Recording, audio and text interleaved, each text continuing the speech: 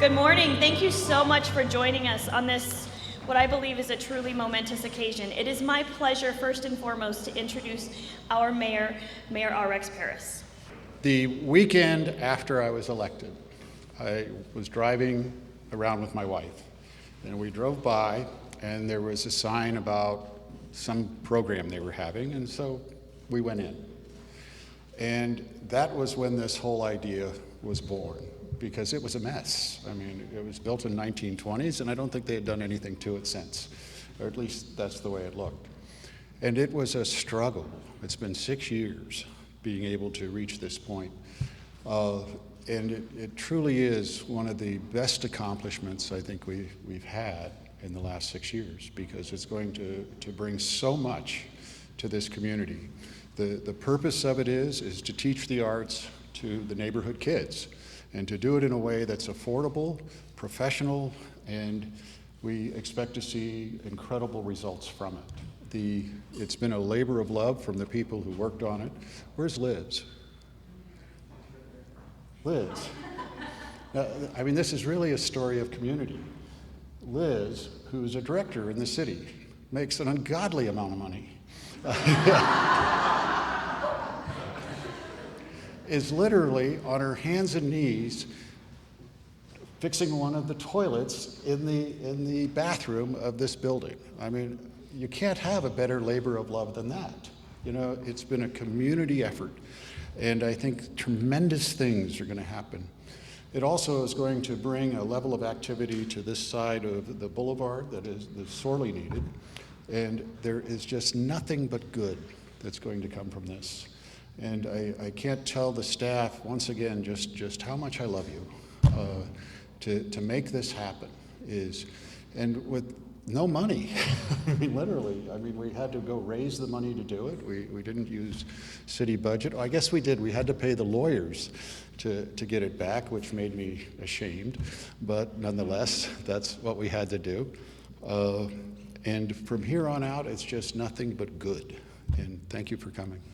It is now my distinct honor to introduce Elizabeth Brubaker, the Director of Housing and Neighborhood Revitalization, who it is very much a labor of love, and we're so lucky to have her, and look at what she and her staff turned this place into. So a big round of applause, Liz.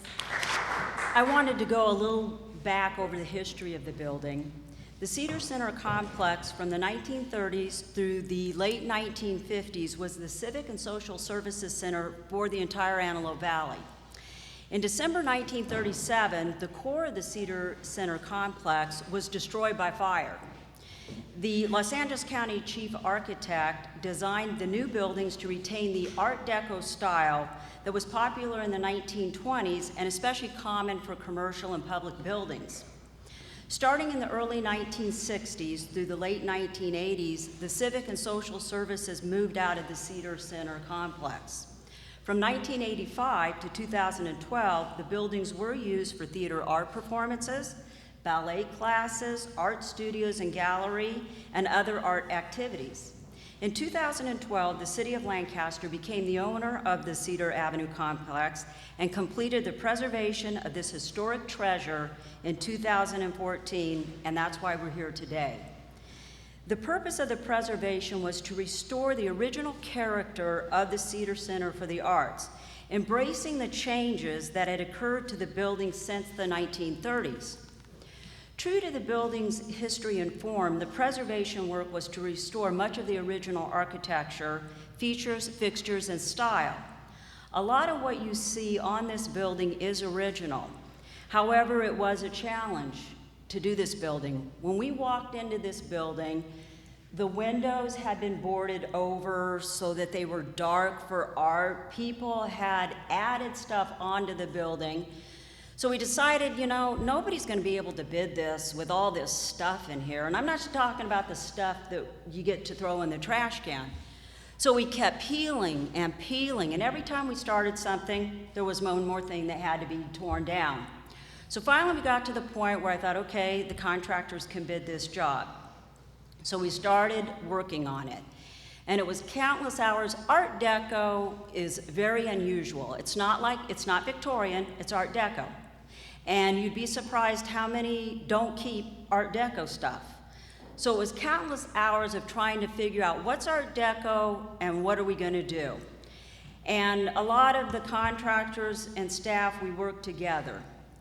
So when we got to this building, we decided it's gotta be the chandeliers. So I spent hours and I got these lights and they came to my office and I had all the lights in my office. They were stacked in there. There was hardly room for me to work in my own office. So I thought, ooh, these boxes are kind of small, and I thought, okay, you know what? If it's a mistake, you'll figure it out. And we got the boxes down here, and it took 3 truckloads. All my staff was loading them up. It was assembly line, and we opened the box, and I think the words that came out of my mouth were not very Christian-like. I was in panic now. So I started getting on the phone. I called every staff member in housing to come down here in high heels and dress clothes. We had to put every one of these lights together. All these beads had to be put together. So I was in my work clothes, so I ripped open the boxes, I laid out all the parts, and everybody started putting them together. It took us from 9 o'clock in the morning to 4 o'clock to do all of these chandeliers and put them together. And then we had to hang them. So I had the electrical contractor, his guys were down here, they had one day to do it. Well, we stand up on ladders to hang them. I said, you know, I can stand up on a ladder. If I break my neck, it's okay, I'm the director. But I have professional supervisory people here in high heels and dress clothes, and they're not getting up on ladders. So we put all the lights out, and they came in the next day, and they put them up, and when they turned them on, it was like, oh, wow. I was just, you know, it worked out really great. One of the next challenges we had were the bathrooms. The tile in the bathroom on the floor is original, toilets are original but one, sinks are original, the faucets are original. But through all those years, people had used the bathrooms, and they had painted countless times. So I knew that nobody would get down on the floor and take the paint off the tile, out of the grout, strip the floors and wax them. So that's what we did. So one day Ray came by to lock up, and he saw me and the painter stomach down on the floor, and his eyes got like this, and he just shut the door and left. That was the last bathroom that we finished, and they were a labor of love, those bathrooms, let me tell you. But I think they look the worst, and I think right now they look pretty good. And then the one day I was working in there, Darlene came up, and I was bent over the toilet painting, and she goes, I'm gonna take a photo and send it to the paper. I'm like, no, that's not the good side to send. No, please don't. So with the limited budget, contractors put a lot more into this project than was expected to make the building a spectacular asset for the boulevard. And Lancaster, and I want to thank them for the job that they did. In addition, there was a lot of city staff who went above and beyond to make this project a success, and I want to thank them. The Cedar Center for the Arts is truly a team effort by the city and the community.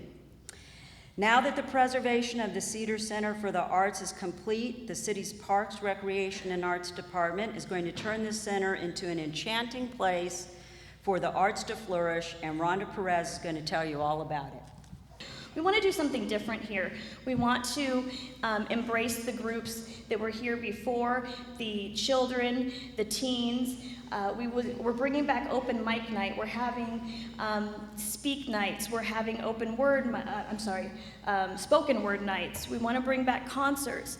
We have upstairs in the classrooms, we will have eclectic classes. We'll have everything from tap to jazz to guitar to reading classes to book clubs. So we really want to offer everything that we can here at the facility. This particular room in this particular building will be open for rentals, for private rentals, and this will also be where we host our community events.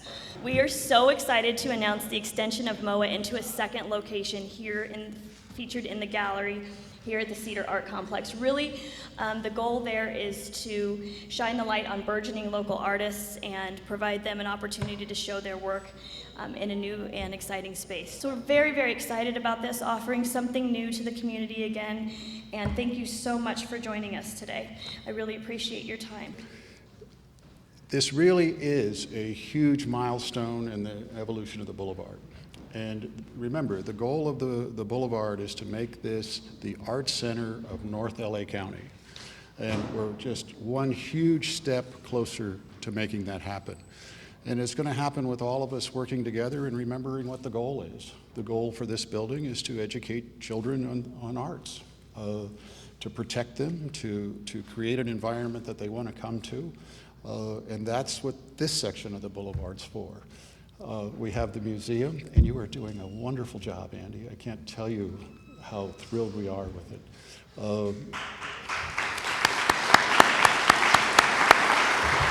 You can stand up.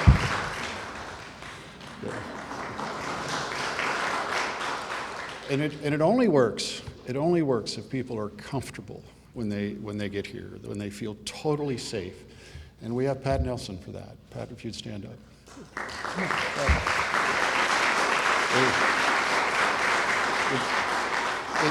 It really is a systematic approach to creating a community environment that will help the entire community thrive.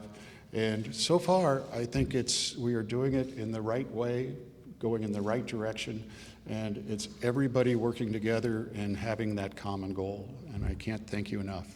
Thank you. Enjoy the building.